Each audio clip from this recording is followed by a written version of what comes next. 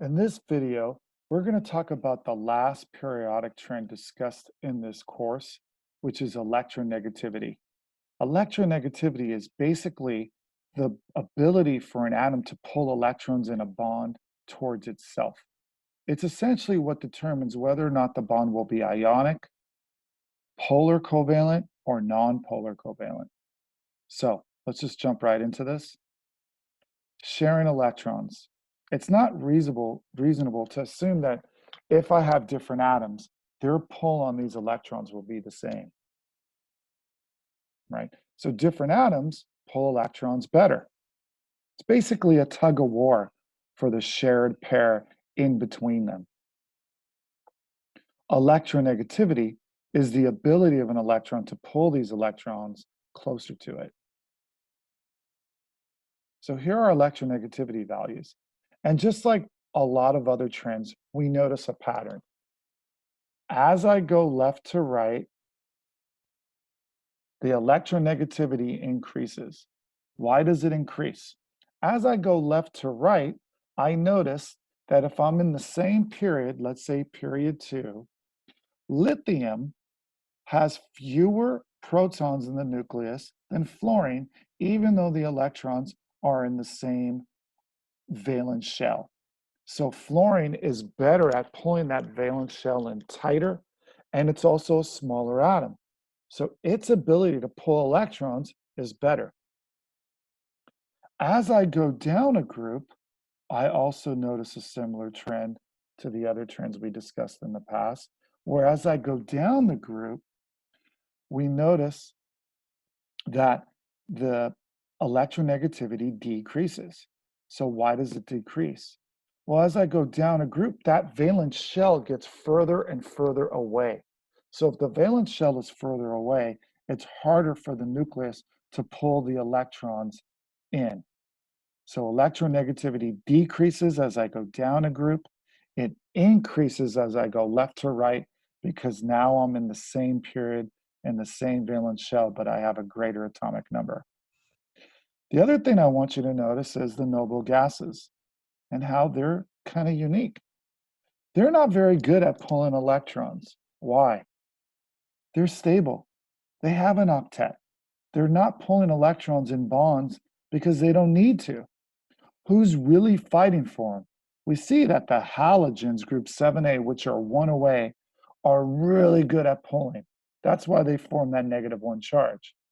We also see that group 1A is kind of terrible at pulling electrons. Why? Well, they're really big atoms and they don't have very many protons for that valence shell. And that's why we see that they're really reactive and they lose electrons.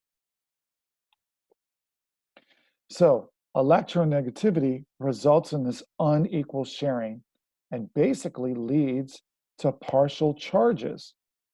And we refer to these partial charges as a dipole moment. Why dipole? It creates two poles, a positive and a negative end to a bond.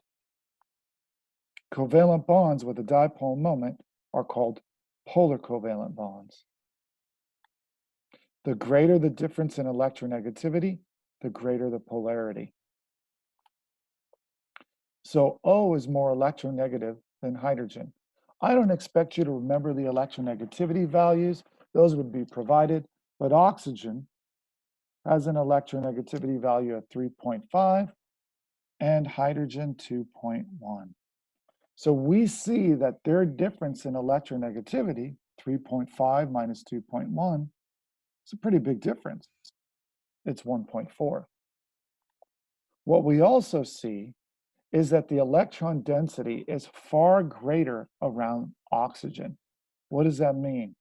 The electron cloud is distorted and the electrons are going to be found with greater probability around the oxygen.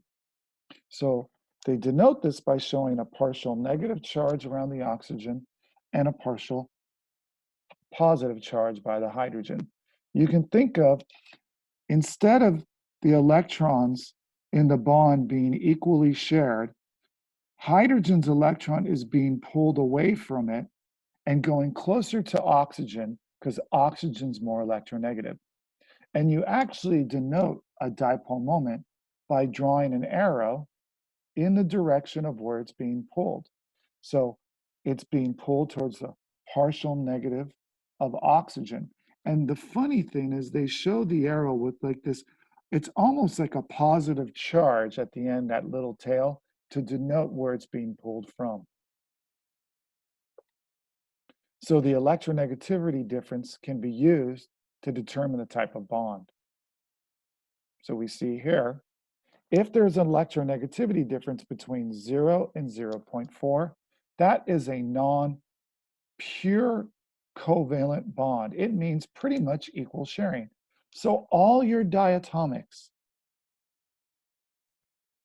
right? 2.1 minus 2.1 is 0. That's an electronegativity difference of 0. If I had two oxygens, it doesn't matter that they're double bonded, right? 3.5 minus 3.5 still equals 0. That's a non-polar bond. The one that I really do want you to know, because it's so common, is the carbon-hydrogen bond. Carbon is 2.5, hydrogen's 2.1, and what do I get? 0.4. So that is considered a non-polar bond. That's why your hydrocarbons are typically non-polar and don't dissolve in water. Now, if the difference is between 0.4 and 2.0, so let's take a look at the one that we had earlier. Actually, with the OH, we saw that the difference, right? 3.5 minus 2.1 is 1.4. That falls within this region, and that's a polar bond. Another example might be a carbon-oxygen bond, right? 2.5, 3.5. We'll take the absolute. It's a difference of 1.0. Again, that's a polar bond. Now, if the difference is so great, instead of an unequal sharing where electrons are being pulled towards one atom will completely take it away.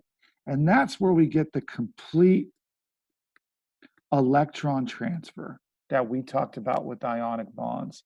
There's no more sharing. One takes, so one takes, and that forms the negative anion, and that's why your negative anions are bigger.